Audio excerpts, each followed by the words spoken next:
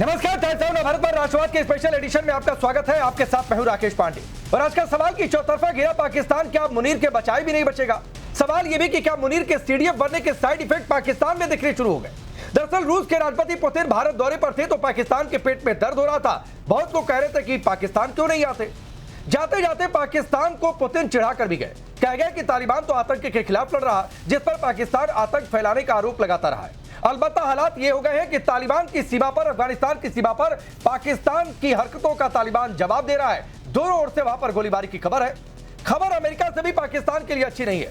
Pentagon के पूर्व अधिकारी माइकल रूबिन कह रहे हैं कि मुनीर अमेरिका है तो गिरफ्तारी करो और पाकिस्तान को आतंकी मुल्क घोषित कर दो। उधर पाकिस्तान में मुनीर के सीडीएफ बनते ही सेना ने इमरान को गद्दार कहना शुरू कर दिया है। कहा जा रहा है कि राष्ट्र विरोधी रास्ते पर है। मुजीब का उदाहरण दिया जा रहा। बात सिर्फ इतनी नहीं, पाकिस्तान पर शिकंजा और कसने और कौम के नाम पर चूरन बेचने के लिए पाकिस्तान ने फिर से बाबरी का नाम लेना भी शुरू कर दिया है।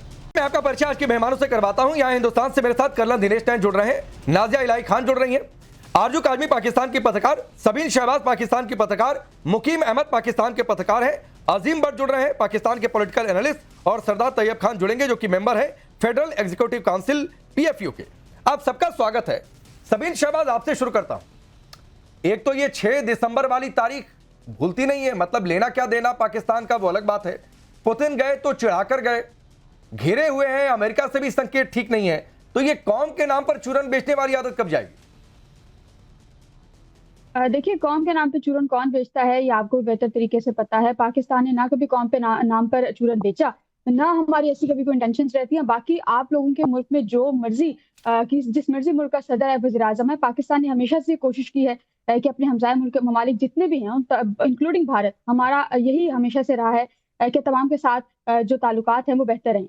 हम हमेशा से यही चाहते हैं कि भारत भी जिन जिन के साथ मिलता है वो करे। अब ये प्यूटन के विजिट को आप लोगों ने इतनी हाइप दी हुई है और ये आप लोगों को लग रहा है कि पाकिस्तान में बड़ी चीजें चल रही है। पाकिस्तान में ऐसा कुछ नहीं हो रहा। पाकिस्तान बेहतर तरीके से अपने मुल्क को चला सकता है, डील कर सकता है। हमें ना प्यूटन की जरूरत है ना हमें किसी और की जरूरत है। बाकी बात रही प्यूटन के भारत विजिट की, तो पाकिस्तान का कोई लेना देना नहीं है भारत के प्यूटन के विजिट से। भारत से प्यूटन भारत आए हैं, मुझे ये भी नहीं पता कि वो भारत क्यों आए थे, लेकिन अगर वो भारत आए हैं तो डेफिनेटली किसी ना किसी काम के लिए आए होंगे। लेकिन आप लोगों के सर पर पाकिस्तान इस हद तक सवार है कि आप लोगों का नाम, आप लोगों के न्यूज चैनल से अगर देख लें तो नाम शुरू होता है पाकिस्तान से, खत्म होता है पाकिस्तान पे।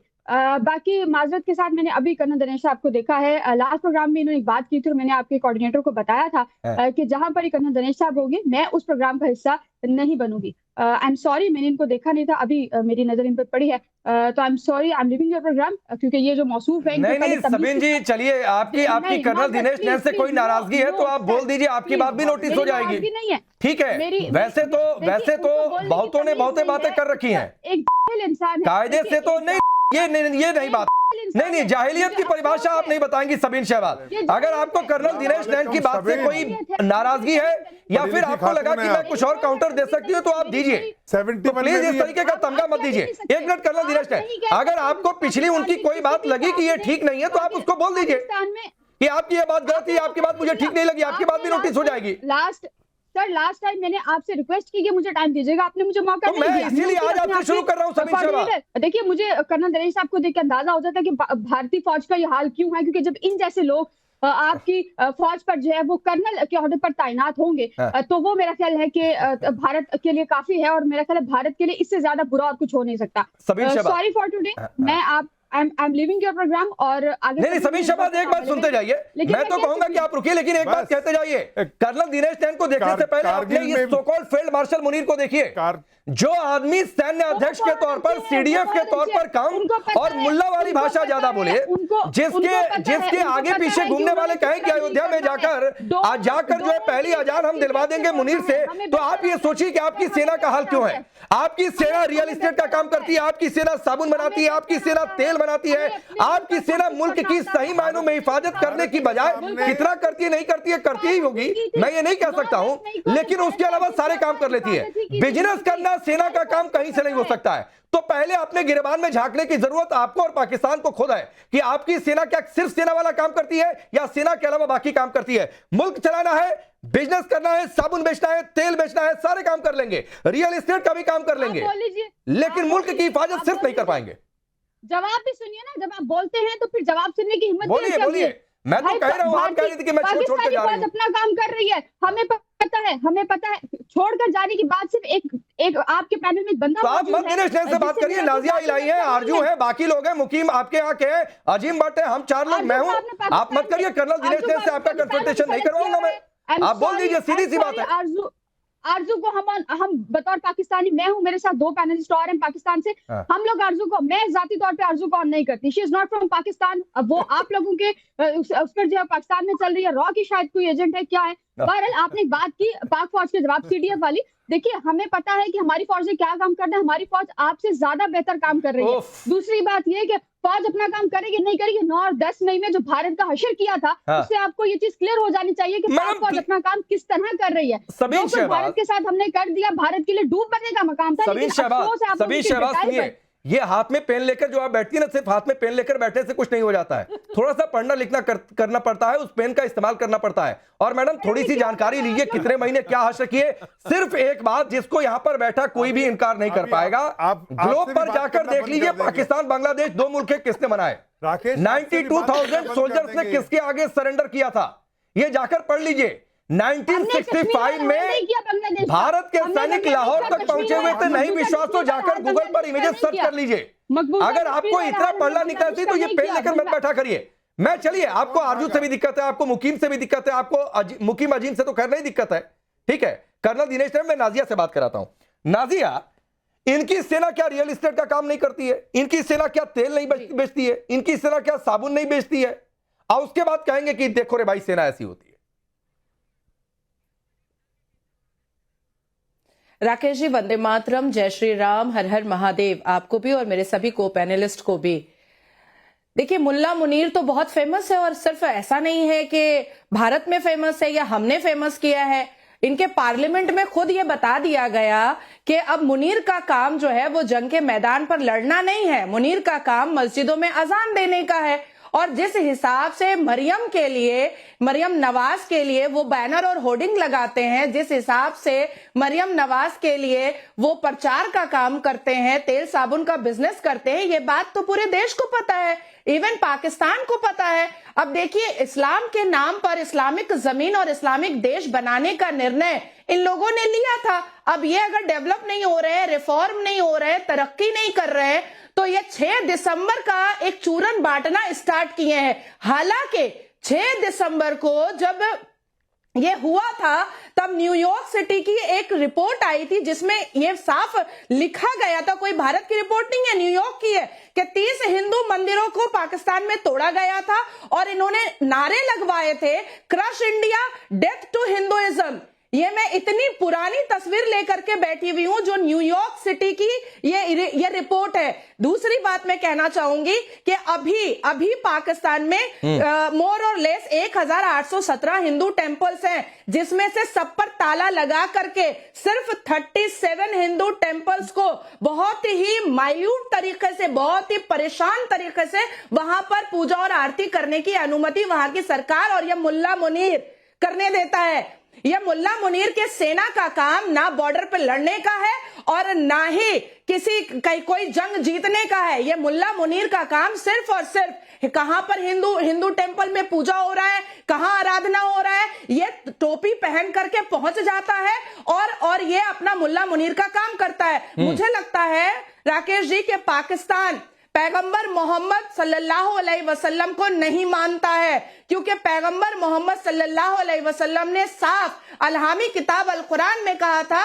कि आपकी इबादत से किसी को तकलीफ हो तो आपकी इबादत जायज नहीं होगी, और आप किसी की इबादत में अगर तकलीफ दें तो भी आपकी इबादत जायज नहीं होगी। तो जिस हिसाब से पाकिस्तान में हिंदुओं पर अत्याचार हो रहा है, मंदिरों को तोड़ा फोड़ा जा रहा है, कैफे शॉप बनाया जा रहा है, इसका मतलब है कि ये औरंगजेब के मुरीद हैं, ये पैगंबर मोहम्मद को भूल चुके हैं, पैगंबर मोहम्मद की सुन्नत रसूल को ये मानने से इनकार कर चुके हैं। ये सब पाखंडी मुसलमान है पाकिस्तान में, ये कोई सुन्नत रसूल पर चलने वाले ठीक है, वो पाखंडी है कि नहीं है छोड़ दीजिए। नाजिया काहे लिए सर्टिफिकेट देना छोड़ दीजिए, लेकिन आरजू भले सभी ने आपको पाकिस्तानी माने या ना माने, पाकिस्तानी पासपोर्ट तो है ही, और मुझे लगता है आप पाकिस्तान में ही रहती भी हैं। अब हो सकता है एक आध बार जाकर सबीन से मिल लीजिएगा, हो सकता है इनकी बहुत सारी शिकायतें या पाकिस्तानी है कि नहीं है हो सकता है इनकी दूर हो जाए।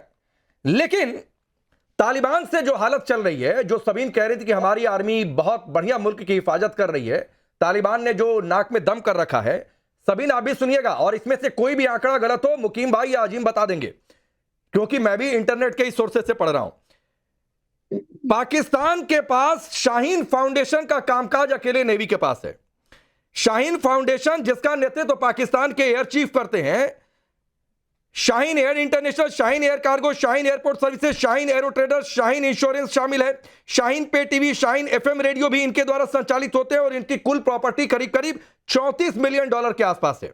इसके अलावा और भी कुछ कंपनियां हैं जो कि real estate, finance, army projects का काम तो चलिए आर्मी के पास समझ में ही आता है। Askari funds, Askari welfare rice mill, Askari welfare sugar mill, Askari cement, army welfare shoe project तो चलिए इसको छोड़ ही देते हैं, वुलन मिल भी छोड़ देते हैं, आर्मी वेलफेयर होजरी यूनिट भी एक तरीके से छोड़ देते हैं। कपड़ा, राशन सब बेचेंगे और इसका भी कई मिलियन डॉलर के आसपास है आरजू। तो फिर तो ये सवाल पूछे जाएंगे कि भाई आप कौम के नाम पर चूरन बेचते हैं, तालिबान से लड़ने का दिखावा करते हैं, लेकिन जो आपका काम है वो करते नहीं है।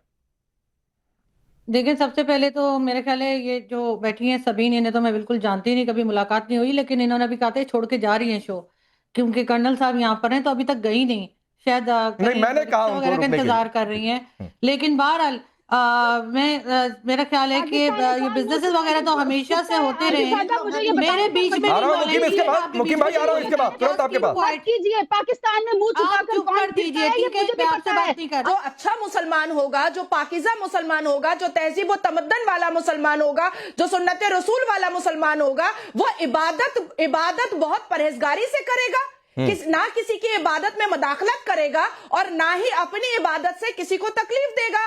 लेकिन फिर इतना चुप क्यों गया कर्नल दिनेश नैन? देखिए राकेश, अभी पाकिस्तान की हालत देखिए आज की तारीख में। वहां पे मुल्ला आसिम मुनीर जो है वो चीफ ऑफ डिफेंस फोर्सेस बन चुका है, और ये जितने भी भाई बहन बैठे थे ना यहाँ पे, ये अगर सच्चाई भी सुनेंगे ना उनकी बुराई में, उनकी बुराई होते हुए, तो इनका सॉफ्टवेयर बदल दिया जाएगा पाकिस्तान के अंदर। डर लगता है इनको उठा के ले जाएंगे। और यही प्रॉब्लम है कि आप जब भी इनके सामने आसिम मुनीर या पाकिस्तानी सेना की सच्चाई सामने लेके आएंगे, तो ये लोग अब हमेशा आगे, जब तक ये सीडीएफ की पोस्ट आसिम मुनीर के पास है, ये ऐसे ही बर्ताव करेंगे किसी भी न्यूज चैनल के ऊपर। लिहाजा मैं एक चीज तो जरूर बोलना चाहूंगा, अभी सबीन यहाँ नहीं है, भारत के अंदर खासकर आर्मी, इंडियन आर्मी के अंदर मैं नहीं समझता हूं कि हम लोग कभी भी ये सोच भी सकते हैं किसी मोहतरमा की अपमान करने का या कुछ, लेकिन अगर उनको मेरी किसी बातचीत से खराब लगा है तो उनकी एब्सेंस में भी मैं उसमें डेफिनेटली खेद व्यक्त करना चाहूंगा, और मैं चाहूंगा कि वो इस बात को मन पे ना लें। हमारे यहाँ पे कभी भी किसी मोहतरमा की बेइज्जती नहीं की जाती। रही बात ये जो बोल के गए हैं कि आपने इनको टॉपिक्स के बारे में नहीं बताया, देखिए टॉपिक तो सबको बताया गया था, 2 टॉपिक ही हैं। एक तो यह है कि आसिम मुनीर सीडीएफ बने हैं और उसके बनते ही इमरान खान के खिलाफ एक आईएसपीआर की तरफ से उनको एक तरीके से गद्दार करार करते हुए टाइप की स्टेटमेंट सामने आई है। और दूसरा, कल चूंकि हमारे यहाँ 2 दिन तक लगातार रशिया के राष्ट्रपति पुतिन साहब जो है 2 दिन की विजिट पर थे, और भारत के साथ में उनके साथ में हमारे करार हुए हैं। एक सबसे बड़ी चीज जो हुई है जिसमें लोग घबरा रहे हैं वो है RELOS, reciprocal exchange of logistic agreement. ये उनकी रशिया की जो लोअर पार्लियामेंट है डूमा, उसमें भी पास कर दिया गया है। फरवरी 18 को, इसी साल फरवरी 18 को 2025 को हमारे जो एम्बेसडर हैं अरुण कुमार जी, उनके और रशिया के जो डिप्टी डिफेंस मिनिस्टर हैं उनके बीच में ये करार हुआ। तो ये करार है क्या जहां ये लोग घबरा रहे हैं, मैं बताऊं आपको, वो ये है कि अब उस करार के बाद में हमारी जो स्ट्रेटेजिक पार्टनरशिप है रशिया के साथ में, राकेश, वो सिर्फ हम हथियार लेंगे, वो बेचेंगे, हम खरीदेंगे, वो बेचेंगे, हम खरीदेंगे तक सीमित नहीं है। ये स्ट्रेटेजिक रिलेशनशिप किसी और लेवल पे चली गई है, और वो लेवल रशिया के मुताबिक ये था, रशिया ये चाह रहा था कि भारत का एंटार्क्टिका तक, आर्कटिक तक जो एलएनजी हमने निकालनी है वहां से, अगर याद हो आपको 18 अक्टूबर 2021 को हमारा पहला जहाज वहां से एलएनजी लेके आया था रशिया की लोकेशन से, तो वो खोल दिया गया है। दूसरा, नॉर्थ सी के जो रूट है मद्रास से लेकर के, चेन्नई से लेकर के, और शॉर्टकट होते हुए, ताकि हमारे को ज्यादा खर्चा ना पड़े रशिया के साथ बेलारूस के थ्रू सामान लाने ले जाने के अंदर, वो खोल दिया गया। और पाकिस्तान को जहां खतरा हुआ, जहां ये घबरा रहे, वो ये बात है कि अब रशिया इंडियन ओशन के अंदर अपनी मौजूदगी करना चाहता है। और वो कैसे करना चाहता है? भारत और रशिया की जो इतनी गहरी मित्रता है, उसके माध्यम से ये जो reciprocal exchange of logistic agreement है, इसके माध्यम से वो हमारे मिलिट्री बेसिस, वो हमारे यहाँ फिर रिफ्यूलिंग अपने नहीं दिनेश सर, वो इतनी तार्किक बातें पता नहीं समझ में आए नहीं आए, उन लोगों को वो छोड़ दीजिए, अभी तो वो भाग गए। लेकिन आरजू ये बातें क्यों इतनी चुभी? पुतिन तालिबान के लिए बोलकर गए कि तालिबान आतंक के खिलाफ लड़ रहा है, इसलिए ये चुप गई बातें कि मैंने क्यों कोट कर दिया? या फिर माइकल रूबिन पेंटागन के जो पूर्व अधिकारी हैं वो ये कह रहे हैं कि मुनीर पाकिस्तान का बेड़ा गर्क कर रहे हैं? या फिर इसको इन परिस्थितियों के बीच में कैसे देखा जाए, ये साइड इफेक्ट कि इमरान तो गद्दार है, शेख मुजीब से तुलना?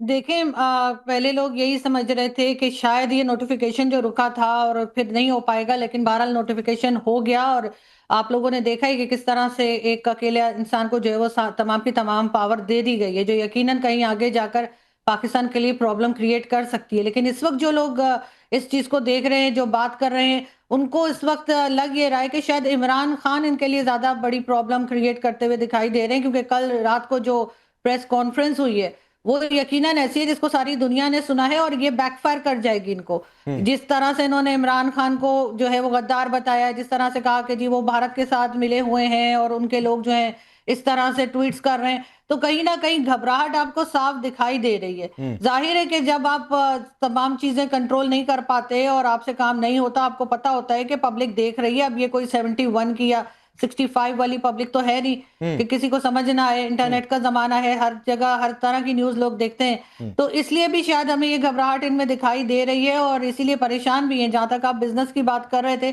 तो बिजनेस पर भी लोगों को कोई एतराज ना होता अगर वो बिजनेस पब्लिक के लिए इस्तेमाल किया जा रहा होता, ये पब्लिक को उससे कोई फायदा हो रहा होता। लेकिन पब्लिक को तो कोई फायदा नहीं हो रहा है। अगर फौज कोई बिजनेस करती है या कुछ भी बनाती है, तो जाहिर है इस पे पब्लिक अब बात करने लगी है। पाकिस्तान की पब्लिक चाहे थोड़े लोग हों, लेकिन आहिस्ता आहिस्ता करके लोगों में अवेयरनेस आ रही है, और शायद यही चीज इनको जो है वो एक तरह से परेशान कर रही है। बिल्कुल यही चीज परेशान कर रही है। लेकिन उमर गर्दाजी हमारे साथ जुड़े हुए हैं, पाकिस्तान के ही पत्रकार हैं। उमर गर्दाजी, जो बात आरजू कह रही हैं, ये साइड इफेक्ट तो दिखने शुरू हो गए, और ये साइड इफेक्ट पहले भी दिखे थे। जब इस तरीके से अगर कोई आर्मी से निकला आदमी इतना पावरफुल हो जाए, जब तख्ता पलट के हालात बनते हैं, वो यहीं से शुरुआत होती है। पाकिस्तान के अंदर जो एक प्रोपेगेंडा चलाया जा रहा है, खास करके इमरान खान को लेके, दरअसल में वो साइड इफेक्ट्स हैं जरूर, लेकिन वो साइड इफेक्ट ऐसे साइड इफेक्ट्स हैं जिस तरह के बाहर बैठे हुए इमरान खान के नाम पे जो चूरन बेच रहे हैं आरजू काज़मी और इस तरह के जो लोग हैं जो इमरान खान के लिए मजीद मुसीबतें पैदा कर रहे हैं। ये इमरान खान उनके जो बोए हुए बीज हैं वो काट रहा है जेल के अंदर, वो काटता रहेगा। इस वक्त पाकिस्तान की जो प्रोफेशनल आर्मी है, पाकिस्तान की जो आर्मी है, मेरी बात सुने आप, जो डोंट अंडरस्टैंड ये है कौन? देखें, इस वक्त बात ये मैं आपको बता रहा हूँ कि ये भी नहीं पाकिस्तान के अंदर जो चल रहा है वो इस वक्त बिल्कुल बेहतरीन माहौल चल रहा है। इमरान खान की सपोर्टर नहीं हो, ना ही उनकी पार्टी की हो, ये कुछ भी बोल रहे हैं। जिस तरह से आप पाकिस्तान मुखालिफ एक प्रोपेगेंडा चला रही हैं, तो इससे तो मेरे ख्याल में प्रोपेगेंडा चला रही हूँ। आप है कौन? आपने हमेशा पाकिस्तान के खिलाफ बात की है आरजू काज़मी, आप तो गद्दार हो, आप तो वही गद्दार यार। आप तो पाकिस्तान, भाई मैं इस मुल्क का वफादार हूँ, तुम्हारी तरह नमक हराम नहीं हूँ। तुम्हें शर्म आनी चाहिए पाकिस्तान के झंडे के नीचे बैठ के। यार तुम जैसी लड़कियों पर ना लानत है, आप जैसी लड़कियों पर लानत है आरजू काज़मी। आप वही लानत के काबिल जो पाकिस्तान से भागे। नहीं, ये क्या तरीका है उमर गर्दाजी? कहीं नहीं भाग के गई, मैं इधर इस्लामाबाद में हूँ। उमर गर्दाजी, आरजू इस्लामाबाद में है, आप अपने मुल्क के लोगों की इज्जत नहीं कर पाते हैं। इस्लामाबाद में नहीं है, ये बाहर जाके बैठी हुई है। इमरान खान ने कुछ गलत किया, कानून के मुताबिक वो सजा मिले, वो एक अलग बात है। आपके मुल्क का मसला, आपके कानून देखे, अगर कानून नाम की चीज है, लेकिन यहाँ बैठकर किसी महिला को उल्टा सीधा बोल देना। उनके मुताबिक जो तमाम चीजें मिल रही है, मैं ये कहना चाह रहा हूँ कि इमरान खान के साथ इस वक्त जो हो रहा है, जो सोशल मीडिया पे, क्योंकि इमरान खान के पास तो मोबाइल नहीं है अंदर जेल में, इसलिए उससे बचने का तरीका क्या है कि इमरान को गद्दार बोलो, लोगों का दिमाग डाइवर्ट होगा। देखें, तालिबान की पीठ ठोक कर गए, उससे भी मिर्ची लगी हुई है। सुन लीजिए सर मेरी बात, फिर उसके बाद बोलिएगा। उससे भी मिर्ची लगी हुई है। अच्छा, उसके बाद आपको बाबरी पर भी बोलना है, तो यह सिर्फ इसलिए कि पाकिस्तान की अपनी कुव्वत नहीं है कुछ, ट्रांजिशन फेज है, मुनीर कल को तानाशाह बन जाए, कौन शहबाज शरीफ? इसीलिए मैंने सवाल पूछा जो आपको बुरा लग गया। नहीं, ये देखें, एक चीज का आप कह रहे हैं तालिबान, ये तालिबान आए कहां से? तालिबान को इस वक्त जो अमेरिका को जो पहली शिकस्त हुई थी, उसके बाद जो रूस को शिकस्त हुई थी, वो पाकिस्तान की मदद से इन्होंने शिकस्त दी थी। तालिबान खुद कुछ भी नहीं कर सकते। ये यहाँ पे सिर्फ इंतशार फैलाना, इस्लाम का नाम इस्तेमाल करके लोगों के गले काटना, मुसलमानों का कत्लेआम करना, अच्छा। ये तालिबान नहीं का अभी रास्ता कर्नल नहीं दिनेश है। नैन बताएंगे कि तालिबान आए कहां से। जो दिनेश नैन जरा इन्हें एक चैप्टर दीजिए, गर्दाजी जी को नहीं समझ में आ रहा है। हाँ, उमर भाई शायद आपको नहीं, मैं थोड़ा सा अगर आप टाइम दे तो मैं बताना चाहूंगा ये तालिबान कहां से आया। 1980 के दशक में जब रशिया ने अफगानिस्तान के अंदर एंट्री की, अमेरिका को पसंद नहीं आया, क्योंकि अमेरिका नहीं चाहता था कि अफगानिस्तान जैसी स्ट्रेटेजिक जगह पे रूस आके बैठ जाए। लिहाजा उसने पाकिस्तान को इस्तेमाल किया, आपको बहुत सारे पैसे दिए, सऊदी अरब से लेके और गल्फ कंट्रीज से बहुत बड़ी संख्या में लोगों को मोटिवेट करके इस्लाम के नाम पे लाल मस्जिद इस्लामाबाद में भेजा गया, और जहां पे उनको नाम दिया गया तालिबान। और लाल मस्जिद के थ्रू ये लोग आकर के इंडोक्ट्रिन होते थे और आपके खैबर पख्तूनख्वा के इलाके में जाकर के ये ट्रेनिंग लेते थे, और फिर इन्हीं लोगों को आप लोगों ने काफी बड़ी मात्रा में, खुद आपके कबीले जो कि खैबर पख्तूनख्वा के हैं या फिर स्वात वैली के हैं या वजीरिस्तान के कह लीजिए, ये सब लोग इसमें शामिल होके गए। बहुत पैसा मिला आपको। लेकिन 2001 में जब अमेरिका वापस अफगानिस्तान के अंदर आया और जब मुशर्रफ का टाइम चल रहा था, तो आप लोगों को फिर अमेरिका के साथ देने के लिए बाधित किया गया, पैसे मिले आपको, और इसी तालिबान पे आपने गोलीबारी करना शुरू कर दिया, जिसके कारण इन तालिबान के कई कबीले, 17 से 18 कबीले, कुछ अफगानिस्तान की तरफ, कुछ आपके खैबर पख्तूनख्वा की तरफ, ये सब मिलकर के इन लोगों ने मसूद के नीचे इन्होंने सबसे पहले अपना एक तालिबान घोषित किया, जिसको बोला गया तहरीक तालिबान पाकिस्तान, क्योंकि इनके कई लोगों को आप लोगों की गोलाबारी के अंदर परिवार उतार दिए गए, मारे गए। बोलिए। तालिबान तालिबान जो आपने पैदा किया, अफगान तालिबान है, ये दो अलग चीजें हैं। तहरीक तालिबान जो पाकिस्तान है, वो तो भारत की राह की फंडेड है, वो तो फितना नहीं है। मैं कंप्लीट कर लूं, आप फंडिंग कर रहे हो। अभी तो बैड तालिबान पे आए हैं ना, गुड तालिबान पे आते हैं। उमर गुड तालिबान पे आते हैं। गुड, ये अफगानिस्तान तालिबान कौन है? अफगान तालिबान में 3 तालिबान है, एक काबुल के हैं, अफगान तालिबान जो मुल्ला उमर। मैं बोल लूं भाई राकेश, मैं बोल सकता हूं? सुन लीजिए उमर, मैंने कहा ना पूरा चैप्टर मिल जाएगा आपको, एकदम होमवर्क रेडी हो जाएगा आगे से तालिबान पर बोलने से पहले। अभी तो मैंने आपको बैड तालिबान बताया है, फिर मलिक जी भी जुड़ गए उधर। बैड तालिबान बताया है, बैड तालिबान। अब गुड तालिबान पे आते हैं। गुड तालिबान आपके लिए वो था जो काबुल से आया, जो आपके साउथ अफगानिस्तान से आया, और जो कुछ आपके यहां पे 10 लाख से लेके 15 लाख लोगों को आपने बसाया, और उनके अंदर एक जामिया इस्लामिया हक्कानी मस्जिद के अंदर आपने इन लोगों को ट्रेनिंग देना शुरू किया कि अमेरिका के खिलाफ आप एक दिन इन लोगों को वापस अफगानिस्तान में ले जाएंगे, उनको बसाएंगे। फैज हमीद इनको चाय पीने गया इनके साथ में 2021 के अंदर, और आप लोगों ने वहां जाके बोला, जश्न मनाया कि अब तो हमारा अफगानिस्तान हो गया, ये सब तालिबान तो हमारे हैं। क्या आपको इतना भी याददाश्त कम है आपकी? खुद सांप पालते हो, जब काटता है तो बोलते सांप कहां से आया? के खिलाफ जो लोग अफगानिस्तान के हैं, वो नादरन अलाइज के लोग हैं। अच्छा चलिए मैं इससे आगे बढ़ता हूं सर, इससे आगे बढ़ता हूं। मलिक हमारे साथ जुड़े हुए हैं। मलिक आप देखिए हालत क्या है पाकिस्तान की। मुनीर के सीडीएफ बनने के साइड इफेक्ट, पहला ये कि इमरान के लिए उल्टे दिन शुरू हो गए। कल को इमरान के खिलाफ क्या होगा नहीं होगा गर्दाजी, ये कोई नहीं जानता है। अभी कुछ दिन पहले तो चल रहा था कि इमरान खान है भी कि नहीं है, खैर वो कंफर्मेशन आ गया। लेकिन मैं मलिक से ये सवाल कर रहा हूं, मोहम्मद मलिक जुड़े हुए हैं। आप देखिए पुतिन तालिबान की पीठ थपथपा कर गए। उधर अमेरिका से कहा जा रहा है कि मुनीर और पाकिस्तान पर सैंक्शन लगना चाहिए। मुनीर सीडीएफ बन गए। अब अगला टारगेट यह है कि हम पाकिस्तान की सत्ता को कैसे हाथ में लें। तो इसका तरीका सिर्फ यह है कि इमरान को गद्दार बताकर दिमाग पब्लिक का डाइवर्ट करो, और कौम के नाम पर चूरन बेचता है तो बाबरी जपो। अब आपका सवाल हो गया तो मैं जवाब दूंगा, थोड़ा सा टाइम मुझे देंगे आप? बोलिए से सुन लेंगे। बोलिए। हाँ सुनिएगा, क्योंकि कल भी प्रोग्राम में ना आपने मुझे बोलने नहीं दिया। इमरान खान का कोई मसला नहीं है, आप बिल्कुल इजी रहें, वो इस मुल्क का शहरी है। आपके मुल्क के अंदर आपके प्रधानमंत्री कत्ल हुए हैं, आपके प्रधानमंत्रियों को रोड पे मारा गया है, गोलियां मारी गई क्या उल्टी सीधी बात बोल रहे हैं मलिक? उसके बाद कहोगे कि मैं सुनता रहूं? नहीं अच्छा लगता है ना। आपके मुल्क में प्रधानमंत्रियों का क्या हुआ और यहाँ पर टेरर इंसिडेंट हुआ, वो टेरर इंसिडेंट था। और अगर ये जानना है मोहम्मद मलिक कि टेरर इंसिडेंट का हिंदुस्तान बदला कैसे लेता है, तो जाकर भावलपुर में देख लो, जाकर सरगोदा में देख लो। नाजिया, ये मोहम्मद मलिक ने कहा, मैंने सोचा था कि वाकई इनको 2 मिनट तक बिल्कुल इंटरप्ट ना करो, लेकिन मेन सवाल का कोई जवाब नहीं है कि इमरान को गद्दार कहना, बाबरी का नाम लेना, क्या ये डाइवर्जन के लिए नहीं है पब्लिक का ध्यान? इस पर मोहम्मद मलिक एक शब्द नहीं बोले। तो भारत में क्या हुआ, वहां क्या हुआ, ये सब इनको बोल लेना है, लेकिन अमेरिका, पुतिन और इन सब चीजों पर नहीं बोलना है। ना बाबा, अभी थोड़ी देर ना, अभी माइक बात ना करो। नहीं बोलेंगे। अरे चलिए 30 सेकंड ये बोलेंगे, 30 सेकंड आगे और दीजिए, फिर बोलिएगा। 30 सेकंड और मोहम्मद मलिक, 30 सेकंड और। मुझे ये बताएं कि 5000 साल पुराना अगर आपका मंदिर था तो उसका कोई निशान मिला? बाबरी मस्जिद तो आप लोगों को खत्म ही नहीं करनी चाहिए थी। आपके मुल्क के अंदर 25 करोड़ मुसलमान थे, आपने बाबरी मस्जिद करके उनके मुंह नहीं चुप कराया। आपने बताया कि ये हिंदुस्तान अखंड भारत का नाम है, हिंदुओं का नाम है, यहाँ पे मुसलमान। अब चलिए मलिक, आपके 30 सेकंड पूरे हुए। सुप्रीम कोर्ट का फैसला जाके पढ़ लेना मोहम्मद मलिक।